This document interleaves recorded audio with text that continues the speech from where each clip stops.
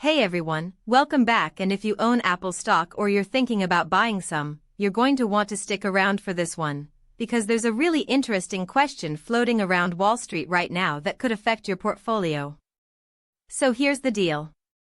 Apple has been making some pretty big moves lately. They've locked in a significant partnership with Broadcom to develop custom chips right here in the United States, and on top of that, there are fresh reports circulating about Apple's next-generation iPhone plans that are apparently going to push the boundaries of what we expect from a smartphone. Sounds exciting, right? Great news for Apple fans. But here's where it gets a little complicated for investors. The question being asked is whether all of this good news is already baked into the stock price. Let me break that down for you, because priced in is one of those Wall Street phrases that sounds complicated but is actually pretty straightforward. Basically, when analysts say something is already priced in, they mean that the stock's current price already reflects that positive news. So even though the Broadcom deal sounds amazing, if investors already anticipated it and bought up shares in advance, then the actual announcement might not move the needle much at all. In fact, sometimes stocks actually dip after good news drops, a classic by the rumor, sell the news situation. Now, let's talk specifics. The Broadcom partnership is a genuinely big deal. Apple is doubling down on its strategy to control more of its own technology, particularly around wireless chips. This is the same philosophy that drove them to ditch Intel for their own Apple silicon processors, and that move absolutely transformed the Mac lineup. If this chip collaboration delivers similar results, it could meaningfully reduce Apple's dependence on third-party suppliers and potentially improve margins over time. Broadcom, by the way, is expected to earn billions from this contract, so we're not talking small numbers here.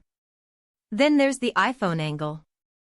Reports suggest Apple is planning some seriously ambitious upgrades for upcoming models, potentially including more advanced AI integration, improved camera systems, and continued development of foldable device technology. Yes, Apple may finally be getting serious about a foldable iPhone.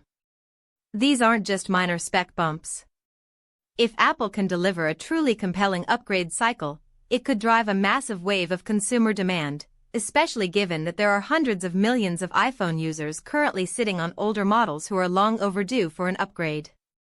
But here's the thing: Apple's stock has had a pretty remarkable run. The company is one of the most valuable businesses on the planet, and its valuation already reflects a lot of optimism about its future. When you're trading at a premium price-to-earnings multiple, the market is essentially saying, "We believe this company will keep growing and innovating." The danger is that if any of these plans disappoint, if the new iPhone doesn't generate that upgrade supercycle, or if the chip partnership takes longer than expected to pay off, the stock could face some real pressure. Analysts are genuinely divided on this. Some think Apple still has plenty of room to run, especially if AI features become a genuine selling point for new devices. Others are more cautious, pointing out that at current valuations, Apple basically needs to execute perfectly to justify its price. And that's what makes this such a fascinating moment for Apple as a stock. The company's story is compelling, the products are exciting, and the long-term vision is clear, but great stories don't always make great investments if everyone already knows the ending. So the real question isn't whether Apple is a great company, we all know it is. The question is whether the stock price is already telling us everything we need to know before the story even plays out.